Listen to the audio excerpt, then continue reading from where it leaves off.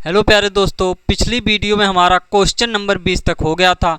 आज हम करेंगे क्वेश्चन नंबर 21 और क्वेश्चन नंबर 22।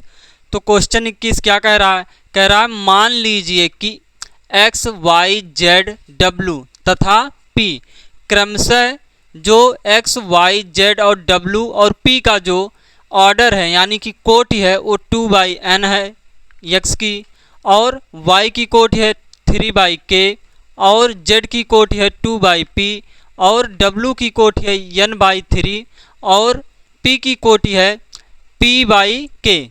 कोटियों के आव्यूह हैं। py प्लस wy के परिभाषित होने के लिए n k p पर क्या प्रतिबंध होगा? हमें ये 4 ऑप्शन दिए गए हैं और हमें बताना है कि कौन सा प्रतिबंध इस पर काम करेगा। तो हमें क्या दिया गया है? दिया गया है py प्लस wy। तो p की कोट क्या है? ये जो p है इसकी कोट क्या दिया गया है? p की कोट दिया गया है p/k। क्या दिया है? p/k। और y का कोट क्या दिया गया है? y का कोट दिया गया है, y दूसरे नंबर पर है तो ये दूसरा नंबर हो गया 3/k।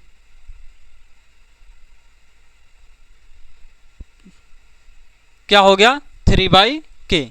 और इस w की कोड क्या दिया गया है?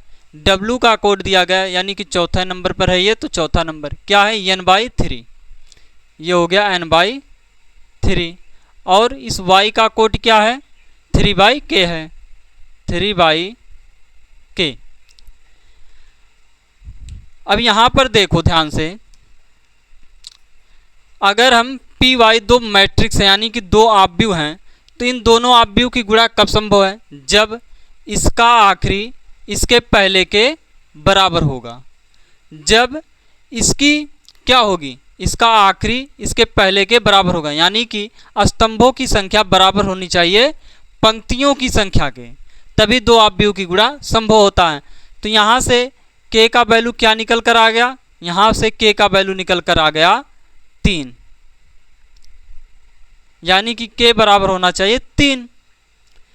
अगर हम इन दोनों आव्यूह की गुणा करते हैं, अगर हम p आव्यूह और y आव्यूह का गुणा करेंगे तो जो आव्यूह बनकर तैयार होगा वो कितने बाई कितने का बनकर तैयार होगा? p/k का। ये हो गया p/k। कितने बाई कितने का आव्यूह बनकर तैयार होगा? p/k का। यहां पर देखो दो आव्यूह की गुणा कब संभव होता है? जब इसका आखिरी इसके पहले के समान होता है। तो यहां पर है इन दोनों आव्यूह की गुणा होगी तो कितने बाई कितने का मैट्रिक्स बनकर तैयार होगा? कितने बाई कितने का मैट्रिक्स बनकर तैयार होगा? n/k के, n/k। तो यहां पर हमें अगर इन दोनों की गुणा करेंगे एक आव्यूह हमारा बनकर तैयार होगा, इन दोनों की गुणा करेंगे एक आव्यूह बनकर तैयार होगा हमारा। तो इन दोनों आव्यूहों की जोड़ कब संभव होगा? इन दोनों आव्यूहों का जोड़ कब संभव होगा? जब इस आव्यूह की कोटि बराबर हो इस आव्यूह की कोटि के, यानी कि ये कोटि बराबर होनी चाहिए इसके इस कोटि के। तो यानी कि p बराबर होना चाहिए, p/k बराबर होना चाहिए n/k के। तो यहाँ से k कट गया, क्या बचा? p बराबर n। तो यहाँ से क्या निकल कर आया कि जो k बराबर होना चाहिए वो 3 होना चाहिए और p बराबर n होना चाहिए। तो देखो ऐसा ऑप्शन कौन है? तो ये पहला ही ऑप्शन है। यहाँ पर क्या है? k बराबर 3 है और p बराबर n है, तो यही हमारा पहला ऑप्शन सही हो गया। ये हो गया हमारा 21वां क्वेश्चन। अब करते हैं 22वां क्वेश्चन। अगला क्वेश्चन क्या कह रहा है? अगला क्वेश्चन कह रहा है मान लीजिए कि x, y, z तथा w तथा p क्रमशः 2/n, 3/k, 2/p, n/3 तथा p/k कोटियों के आव्यूह हैं। जो x आव्यूह है उसकी कोट 2/n है, जो y आव्यूह है उसकी कोट 3/k है। जो z आव्यूह है उसकी 2/p है, जो w है उसकी कोटि n/3 है, जो p है उसकी कोटि p/k है। कोटियों के ये आव्यूह हैं।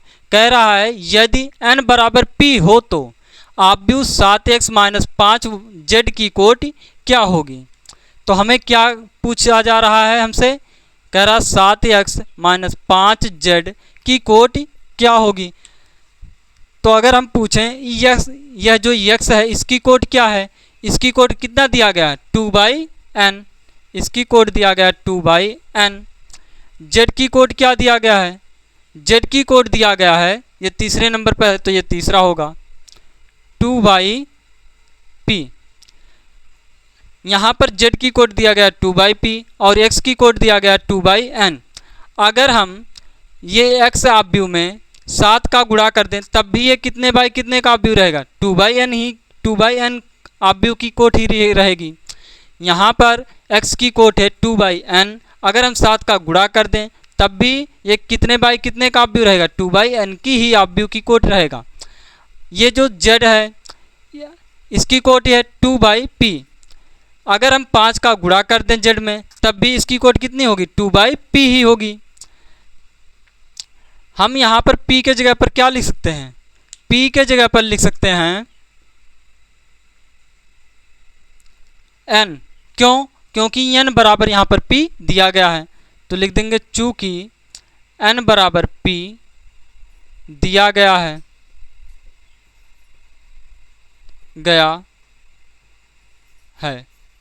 n बराबर p दिया गया है। अब यहाँ पर देखो इस आव्यूह की कोटि 2/n है, इस आव्यूह की कोटि 2/n है।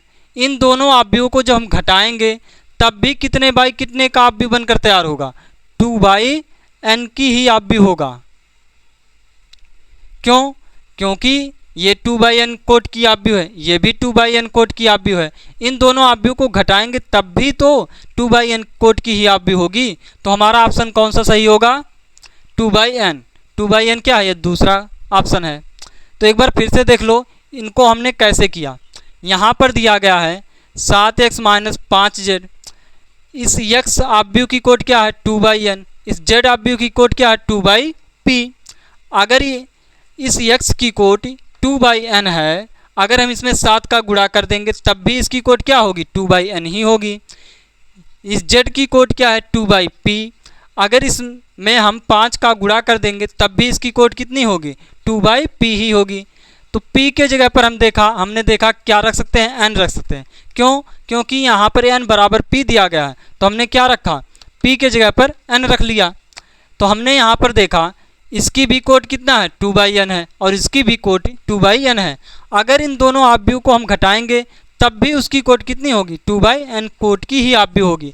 तो ये हमारा ऑप्शन हो गया सही दूसरा। तो दोस्तों आज इतना ही। हमने दोस्तों 3.2 में जितने भी क्वेश्चन थे उनको हमने कंप्लीट कर लिया। तो दोस्तों हम कल करेंगे 3.3 का बेसिक, फिर उसका उदाहरण करेंगे। तो दोस्तों अगर वीडियो अच्छा लगा हो तो लाइक, सब्सक्राइब, कमेंट जरूर करें। Thank you.